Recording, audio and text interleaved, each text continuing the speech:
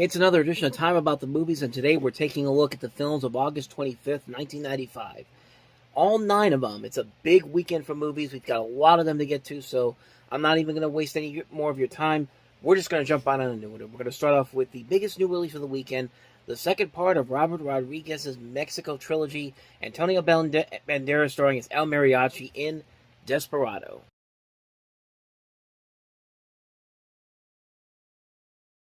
Desperado is, of course, the sequel to Robert Rodriguez's previous film, El Mariachi, which put him on the map.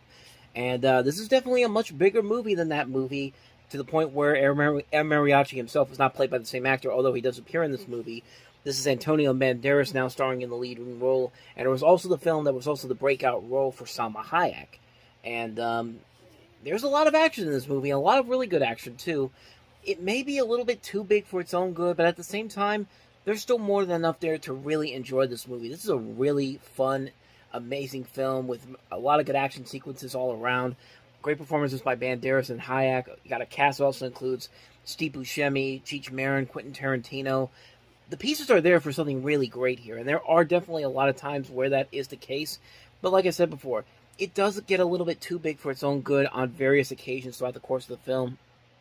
And it struggles a little bit in the story department. It's kind of stuff that we've seen done over and over again in movies like this. But at the same time, there's definitely a lot to really admire about this movie. There's so much fun with the action sequences, the directing style of Robert Rodriguez, the acting all around. It's still more than enough to really recommend it. I wouldn't say it's better than El Mariachi, but it is still a pretty solid film all around. I can't recommend it enough. If you love El Mariachi, you're definitely going to love this movie. Desperado, definitely check it out. So, with that said, on to the next movie, and that is Clive Barker's Lord of Illusions.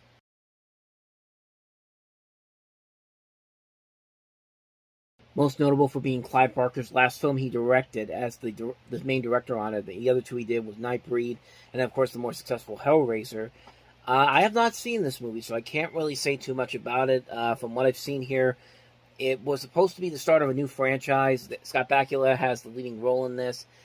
You also have Famke Janssen, who would later be seen in Goldeneye the following is later in the year. But it was pretty clear that this was supposed to be the next big horror franchise. They thought that this was going to be the next Hellraiser. But the reviews for this were not looking so good, and the film didn't do gangbuster business at the box office. So I guess they decided not to do these movies. But I mean, from the look at it, it looks like it has a visually pleasing look to it. But other than that, though, I can't really say too much more about it because, like I said, I haven't seen it. I don't usually get into these horror movies as much as everybody else does, but it does look a little bit promising, though. But, yeah, other than that, though, Clive Barker's Lord of Illusions, can't really say much about it, but has some promise to it. So, with that said, let's move on to the next movie, and that is the family film The Amazing Panda Adventure.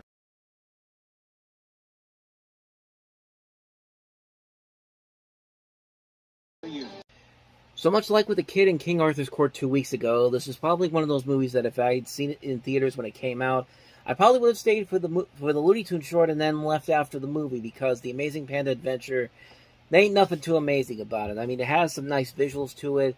It's got a nice story to it, but it's really nothing all that spectacular. It's kind of like the equivalent of Free Willy from instead of it being a whale this time, it's a panda.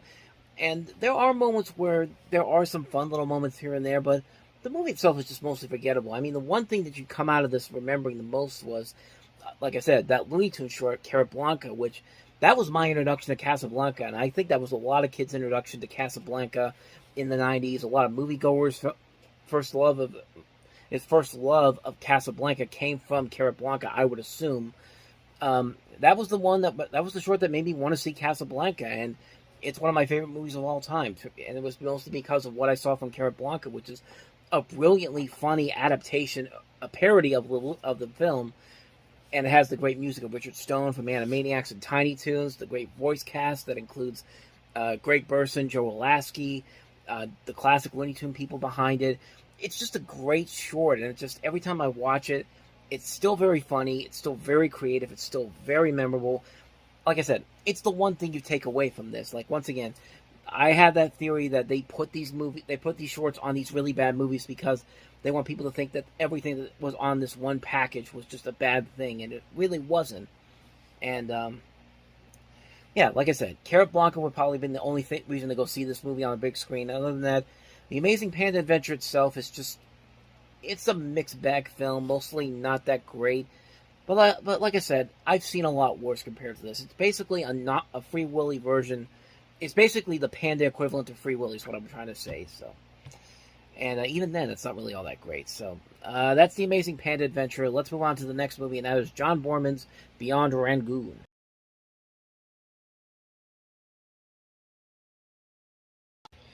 I have not seen this movie, and I don't think a lot of people really did. And even if they did, they probably don't remember it. This is directed by John Borman, who also did Deliverance. But this is not one of his more memorable films. The movie is about Patricia Arquette playing an American tourist who vacations in the country of Burma in 1988, the year of the 88 uprising. And the movie mostly is filmed in Malaysia and is more notable for what happened beyond what's on the screen, because only weeks into the European release of the film, the Burmese military junta freed Nobel Peace Prize winner Aung San Suu Kyi, who's depicted in the film after several years under strict house arrest. The celebrated democracy thanked the filmmakers in her first interview with the BBC, and Suu Kyi was rearrested a few years later, but Beyond Rangoon had already helped to raise world attention on a previously invisible tragedy, the massacres of 1988, and the cruelty of her country's military rulers. So, I guess in a way there is some history to this film, but other than that, though, the adaptation itself is not really all that strong, and you have Patricia Arquette leading the charge along with Frances McDormand and Spalding Gray for some reason.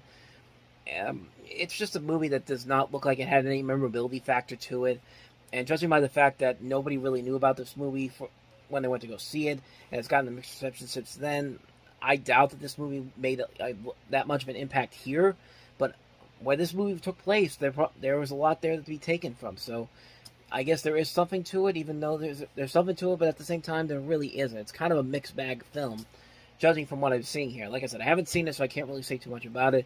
Who knows? Maybe the movie actually is pretty good, or maybe it's just what I think it is. Just a film that did what it had to do and then just got out there. So yeah, Beyond Rangoon. Let's move on to the next movie that we have here, and that is the documentary The Show.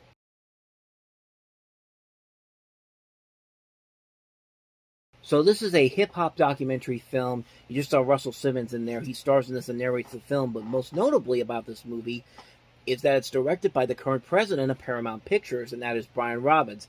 Him and Michael Tolan, who had done all that at this point, and they'd done Keenan and Kel, were about to do Good Burger.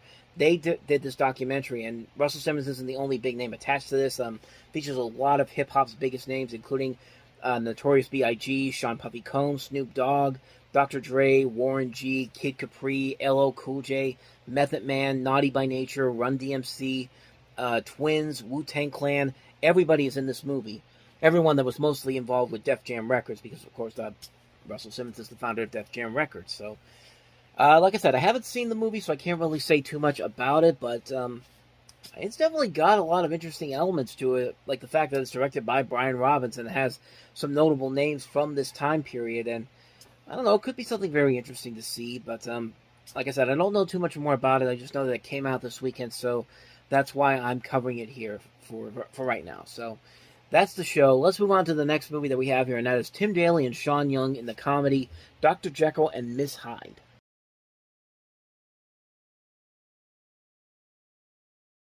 Man, somewhere in this movie there is a good hook to this. I mean, movie where the Hyde in this movie is actually someone of the opposite sex. I mean, that's something that could be really funny. The guy turning into a woman, and that should be something really interesting and really funny. But man, this movie is just messed up on so many levels. I remember watching this on Comedy Central back in the day, and yeah, it's more bizarre and more weirder than you could possibly imagine. And the fact that they did this with a PG, I think the first thing that's wrong with this is that it's rated PG-13. So this is a story that should have been rated R. Like a guy turning into a woman. I mean, I don't think you can do a lot with a PG-13 rating when you're trying to also bring the kids into this as well. Because, man, that was just something that's messed up altogether. Second of all, a good idea botched up by really lackluster writers. I mean, yes, you have William Davies and William Osborne, who also wrote the Twins, who's written a lot of great stuff. Twins, the Johnny English movies, Flushed Away, How to Train Your Dragon, Puss in Boots. I mean, there are some good writers attached to this, but man, it definitely does not show here. Third, the visual effects in this movie are just, wow, those look terrible. Like, they really, really look bad.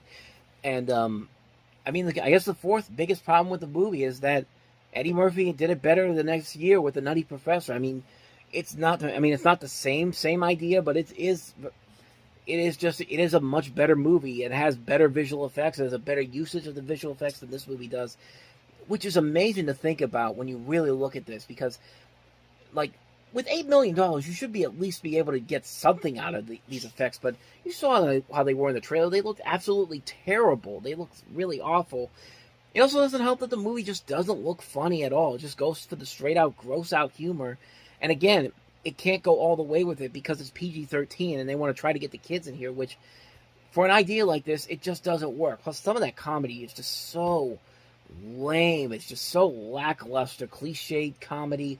We've seen this done over and over again, and most of the time it wasn't even funny the first time around. But I mean, what more do I need to say about this movie? This is a film that had some high ambitions to it, but one, didn't have the money to do it, to make it to really succeed. Two, it didn't have a good story. Three, there wasn't enough good comedy. And four, The Nutty Professor did it better 1 year later. That's really all you got to say about this one. But, yeah, so that's Dr. Jekyll and Miss Hyde for you. So let's move on to a much better movie, a better movie with a much more interesting story, and that is Richard Williams' The Thief and the Cobbler. And we're going to delve into the long history of this after this.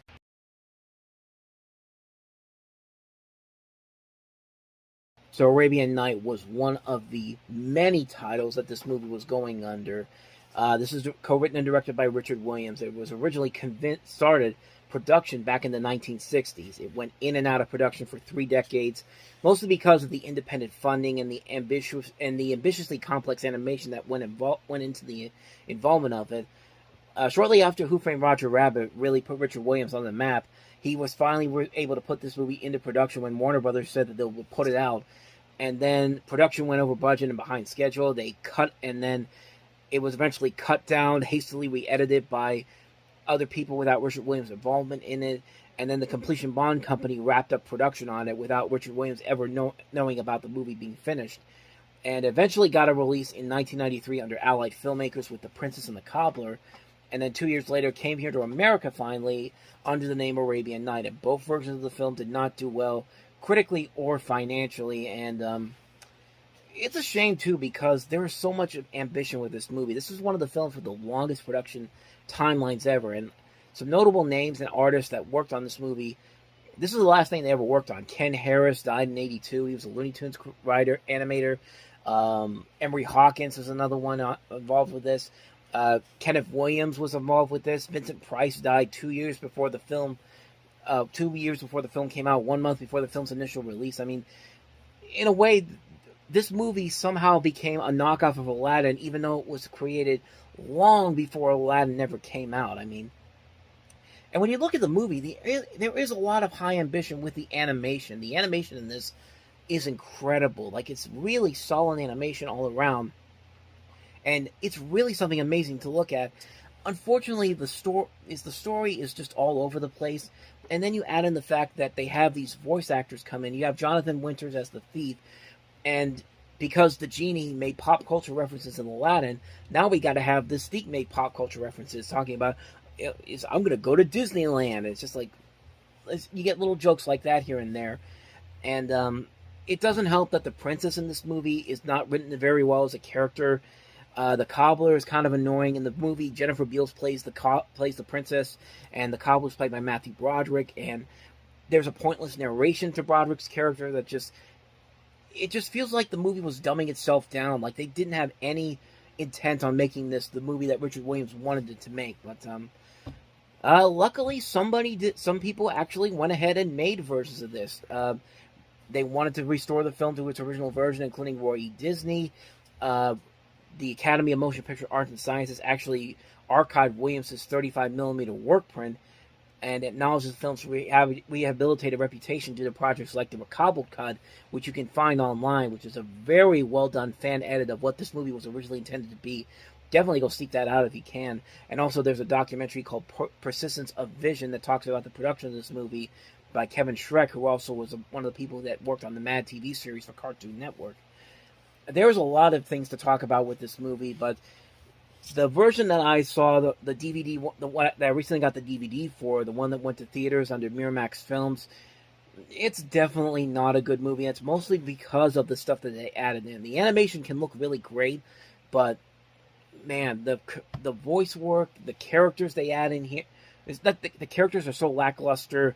The story is pretty generic. Like, it's really a really bad version of this story. If you're gonna watch this movie, go out and seek the Recobble cut, seek the documentary on this, find any other version but the one that we got on DVD the first time around. Because, yeah, the animation can look really great on it, but it's not worth it for the stuff that the Completion Bond Company added in, because it is not a well-made film whatsoever that cuts. But like I said, find the Recobble cut, find the Persistence of Vision documentary, and hopefully maybe one day we'll finally get the version that Richard Williams had always intended to make. You never know. Stranger things have happened, but so that's The Thief and the Cobbler. Let's move on to the next movie that we have here, and that is Nausea.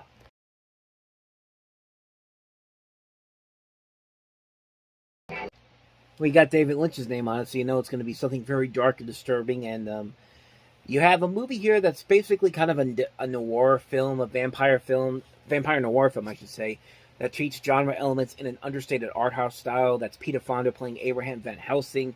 And, I mean, that's really all I know about this movie because I haven't seen it. But it looks intriguing. It looks very interesting. It looks something very different. It kind of reminds me a little bit of that John Landis vampire film that came out a few years prior, Innocent Blood. It has that kind of a gothic feel to it. Very underrated movie, by the way. I talked about it previously on a previous episode. If you want to see that, take a look at it on the corner here. But this looks very different. This looks very unique. I might check it out one day. But yeah, like I said, I haven't really seen it, so I don't know too much about it. But it definitely has my intrigue just on the stuff that I see in the director, the people who made it, the person who's playing Abraham Van Helsing, and the fact that David Lynch is involved with it. This could be pretty interesting. So, with that said, on to the last movie that we have here, and that is Theremin, an Electronic Odyssey.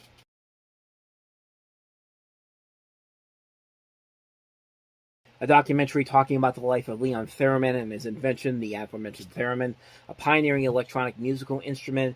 It follows his life, including being imprisoned in the Soviet Gulag, the influence of his instrument, which came to define the sound of eerie and 20th century movies, and influenced popular music as it searched for and celebrated electronic music in the 1960s. It sounds like a very intriguing documentary, honestly.